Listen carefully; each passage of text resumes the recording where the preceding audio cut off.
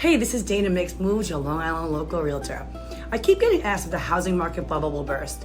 I know there are a lot of headlines out there about whether a potential crash is in the cards, but here's what you need to know. This is not a repeat of 2008.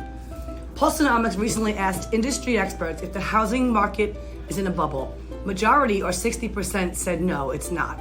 That's because today is very different than 2008. Back then, we had a historic number of foreclosures due to loose lending standards. That's a big reason why home values dropped during the crash. This market is a different story though. Mortgage lending standards are stricter and experts aren't projecting a flood of foreclosures that would lead to a crash.